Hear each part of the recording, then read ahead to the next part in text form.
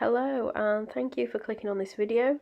My name is Demi, I'm an experienced candle maker. I'm coming back from some time away, so I thought I would try something new to hopefully spark some creativity and excitement again, because I've missed candle making so much. Today I'm going to be making rolled beeswax candles. This is the first time I've done this, so stick the kettle on. Hopefully you'll enjoy watching and maybe try it yourself. Can we just take a second to appreciate the beauty of this amazing natural wax? My beeswax is from a company called Thorn. I will link all items below, but you will only need three things: beeswax, wick and a hairdryer. Let's go. So I'm just going to start by pressing the sheets of wax, not for any real reason other than it sounds so good when you peel the sheets off. So any ASMR lovers out there, you're welcome.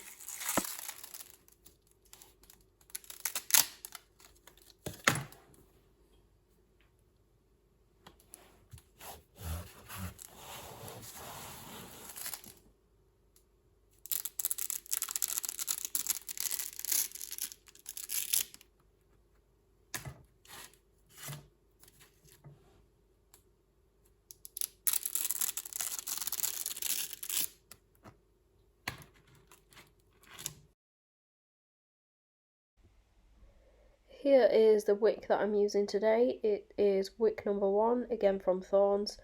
This wick is suitable for any candles up to ½ inch in diameter. The wick isn't waxed, so essentially at this point it's just braided cotton, but in the name of experimentation I'm just going to roll with it and see how it works without first being soaked in wax. My sheet of beeswax is 5 by 13.5 inches. You can get loads of different colours, but I'm just using plain undyed natural wax. So the first thing to do is measure how big or how long the wick needs to be. I advise leaving some overhang at both ends just until you get confident rolling the wax, but ½ inch overhang at the top should be plenty.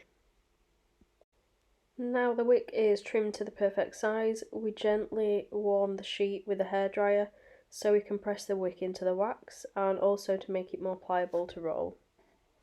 You can now see the sheet becoming slightly more bendy, and this is perfect. We don't want to melt anything, and be careful not to hold the hairdryer in one place for too long.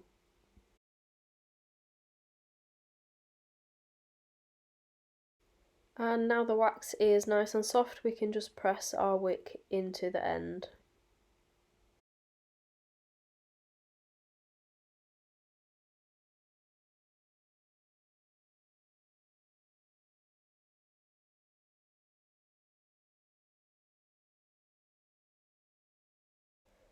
And now for the fun bit. We need to fold over the end to secure the wick in place. Press in the wax as you go, just to make sure you're keeping the thickness consistent. And now let's roll. You need to make sure you're rolling it nice and straight. A ruler or a guide down one side would be useful, but I'm just doing mine by eye. And I've no idea how many rolls I need to do, so I'm just going to keep measuring it until I reach 1 inch in thickness. If you need to, you can unroll the candle and go again, reheating also if you need to.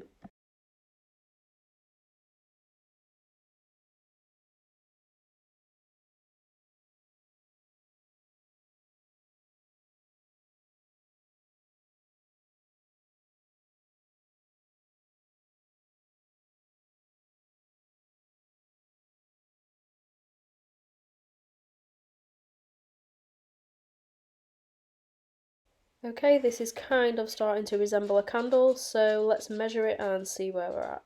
Any normal person would obviously use a ruler, but these calipers were the only thing that I had laying around, and they are set to exactly 25.4mm, which is exactly 1 inch. So not too far away, I'm just going to keep on rolling and see where we get to. Okay, we're at the home stretch now. I did just have to unroll this bit. At the bottom it was just going a little bit skew with, so try that again.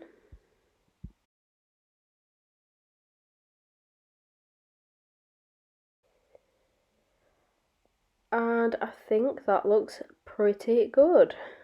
Let's measure it and see how we did.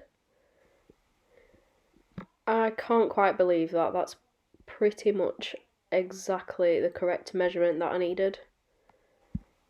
Do you ever have those moments where you just think, thank you, universe? You'll be able to see just that seam running along the edge there. So now we need to just roll over that a couple of times to press it down like so.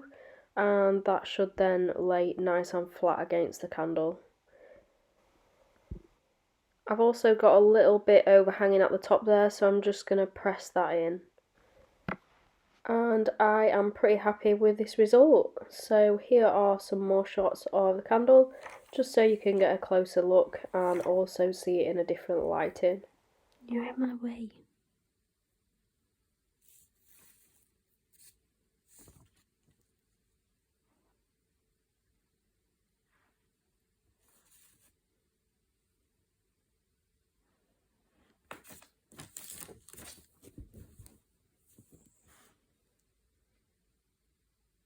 And now for the moment of truth. Is this candle going to work? So far, so good. Please excuse my dodgy camera work. I was trying to rest the tripod on the side without it falling off the edge. I do sort my life out in a second, I promise. So overall, I think it's burnt pretty well to begin with. It's got a really nice warm glow when it's lit, and it's so easy to work with in sheet form. It's a really good craft to do with kids, and Halloween is just around the corner, so what better excuse do you need to do some easy and spooky crafts? So now I'm just going to leave this candle lit, probably for about 30 minutes, and see where we are after that. Whilst the candle's burning, I'm just going to show you the holder that I've decided to put it in. It's a brown glass apothecary style jar. It's really cute. Obviously you don't want to be leaving your candles freestanding to burn. You need to put them in a safe holder of some kind.